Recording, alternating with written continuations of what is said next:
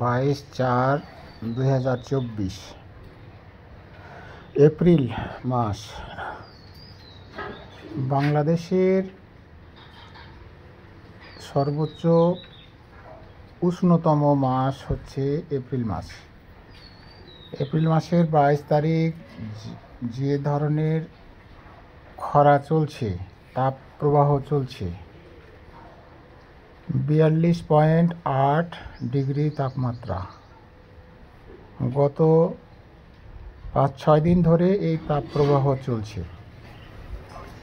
এই তাপ প্রবাহের মধ্যে আমার গরু ছাগলগুলো কেমন আছে, এই জন্যই আমি জানানোর জন্যই আপনাদের সামনে আসলাম। বেশ কিছুদিন থেকে আপনাদের কোনো ভিডিও দিতে পারি নাই আমার অসুস্থতার কারণে। তো আল্লাহর অশেষ মেহেরবানি যে এগুলো ঠিক আছে, ভালো আছে। আবহাওয়া খুব কঠিন চলছে। এই ছাগলগুলো, গরুগুলো আমার আল্লাহর রহমতে ভালো আছে। যে দেখুন, এই বাছুরগুলো টিনের ঘরের নিচ থেকে চলে আসছে ছায়াযুক্ত, বাঁশের ছায়াযুক্ত জায়গাতে। আবার তারা খুঁজে বেড়াচ্ছে যে কোথায় একটু আরাম পায়। তো আরামের ব্যবস্থা পর্যাপ্তই আছে, তারপরেও তারা একটু এদিক ওদিক চলে যেতে চায়, একটু আরামে থাকতে চায়। এই যে ছাগলটি তার 2টা বাচ্চা সহ বাড়ির পিছনে বাঁশতলায় ছায়াযুক্ত জায়গায় চলে এসছে। ওর গরম পছন্দ হচ্ছে না।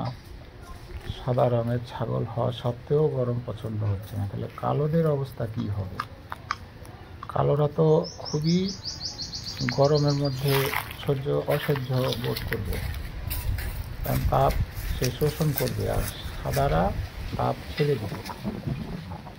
এই যে গরু বাচ্চা দুটো বাইরে চলে এসছে। তো এখানে রোদের ভিতরে থাকা ঠিক না। তো এরা সামনের দিকে চলে গেল, আমার পিছন দিকে দাঁড়াতেই। তো এরা আপনারা ভালো আছে। এখন এই মাসটা একটা ডেঞ্জারাস মাস। এই মাস পার হয়ে গেলে বৃষ্টি হবে, আবহাওয়া সুন্দর হবে। এখন যে 42 ডিগ্রি তাপমাত্রা, এটা গরু ছাগলের জন্য খুবই মারাত্মক। কারণ 36 ডিগ্রি তাপমাত্রা শেষ পর্যন্ত এরা সহ্য ক্ষমতার মধ্যে, আর 36-এর উপরে উঠতে গেলেই শুধু ছাগল গরু না, মানুষ প্রত্যেকটা প্রাণীর জন্য এটা অসহ্য। তো এরা আল্লাহর অশেষ মেহেরবানিতে ভালো আছে। আমি আশা করি যে সামনের কয়েকদিন পরে হয়তো আল্লাহ বৃষ্টি দিয়ে দিবেন।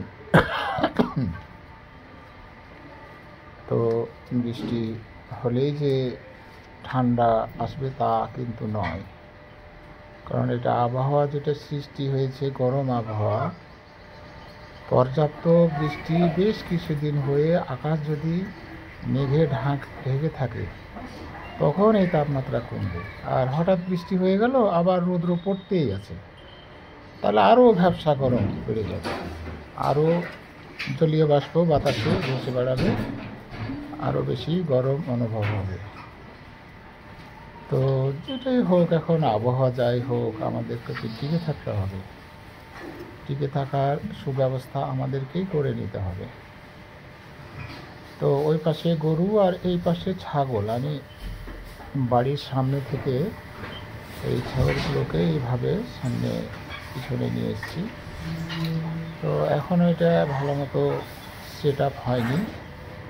আমি হাতের ব্যথায় এগুলো আমি ঠিক মতো দেখভাল করতে পারিনি।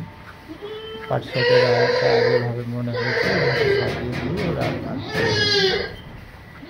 তো যেহেতু বদ্ধ অবস্থায় ছাগলগুলো আমি পালন করছি, সেই কারণে এদের কোনো না, ছাগলটি বাইরে থেকে এসে গ্রিলের ভিতরে মাথা ঢুকিয়ে দিয়ে তো এটা সিরিয়াস একটা অবস্থা, ভিতরে শিং নিতে মাথা পর্যন্ত একে গেছে, বের করা খুব জটিল কাজ। তো দেখি কার ছাগল কিভাবে তারা কি বের করে, আমি আমার তো বৌমা প্রথমে করলো, চেষ্টা করছে শেখানোর জন্য। সে এখন দৌড়িয়ে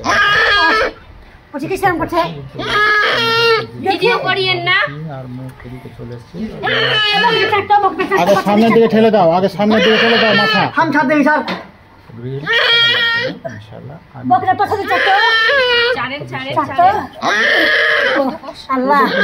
ট্রাই করুক, ওরা কি সিদ্ধান্ত নেয় তখন আমাকে